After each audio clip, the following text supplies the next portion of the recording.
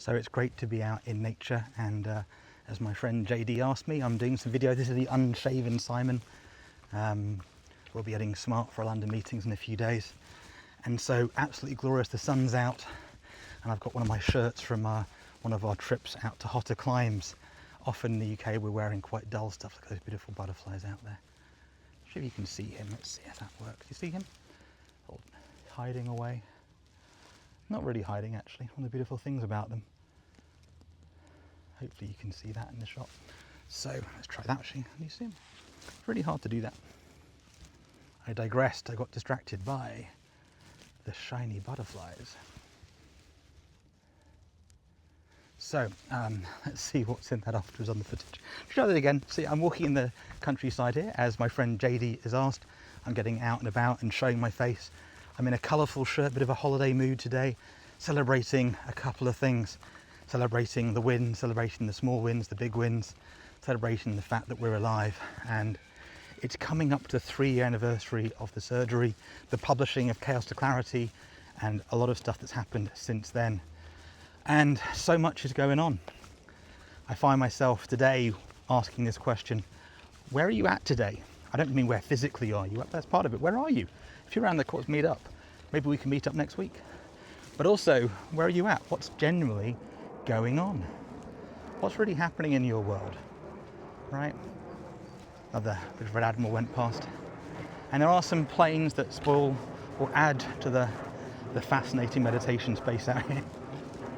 So, do you know what this one is? Oh, beautiful smell, the lilac, amazing scent. Look at them, there you go. So it's a glorious day to get out here, not too hot, nature's abundant, and I adore this.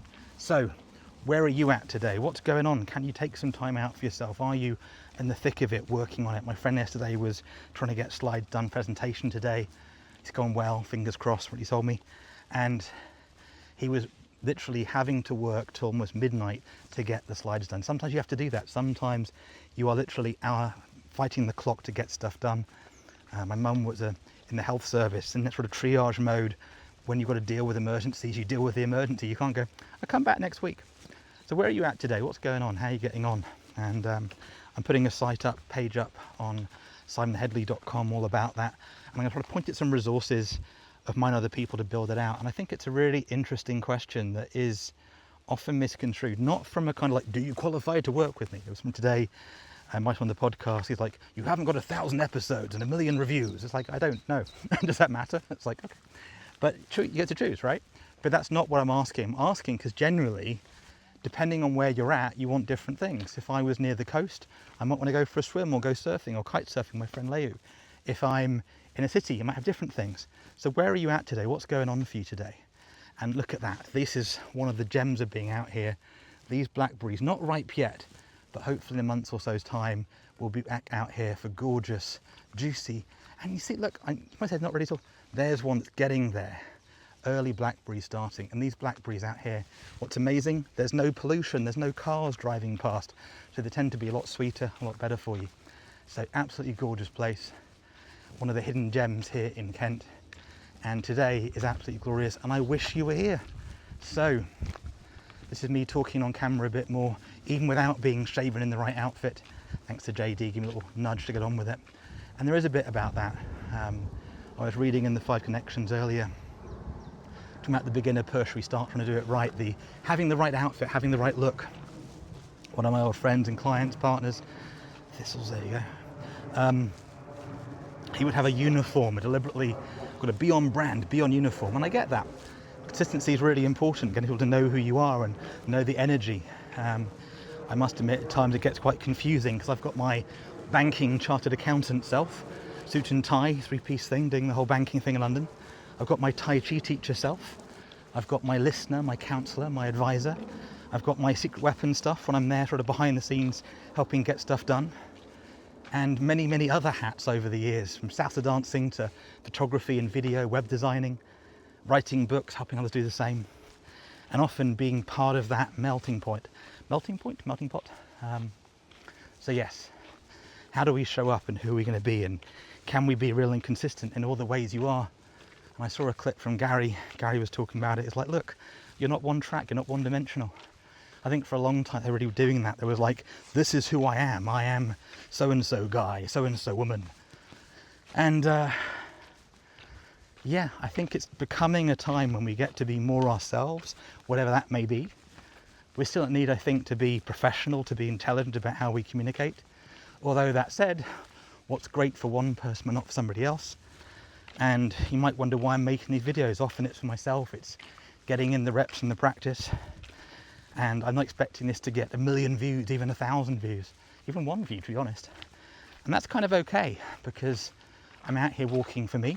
I'm out here enjoying the day for me and trying to share it with people in a way that's useful and in a way that you might have already started. Some of these conversations, I think, maybe not this year, but next year, there'll be an AI that can go through the content you shared on YouTube, on social media, and start to have different conversations with you. I also find that as you practice speaking, as you talk, your ideas become refined. You get clarity on it. And you can't get that clarity without actually getting into the real world. I could definitely walk 100 of these laps. Well, then you do it and go, actually, it's quite a long way. So you can't. Or different, you expect. The same with the weather, the same with many things. You might be asking why I'm the bag, by the way. Normally, I like to travel light. Generally, my kit is the AirPods, the Rode mic, and it's on the back here, the battery charger. Charged up before you go out helps. So why then the big bag? Well, I'm getting myself back into health. So actually, a bit of useful weight in the background is useful. I've got a book to give a friend if I see them, if they're there at work today. And so actually having a bit of weight is counterintuitive, because normally I like to travel really light. And so getting used to traveling a bit heavy again is part of this regime, part of that thought process. And today, it's all good. There was a time 4 or 5 years ago, bad hay fever, doing the stomach stuff, struggled to walk, and that was really challenging for me, because growing up I'd liked walking, I'd liked running, actually won cross-country stuff randomly. By random, by the way, they said when you hear the gun, sprint off, go. And I went, all right, about 12, 13 years old, 13 I guess at the time. This is the Novi cross-country at Tunbridge, and they fire the gun, starting pistol, poof, and I just sprint off, having no idea how far it's going to be.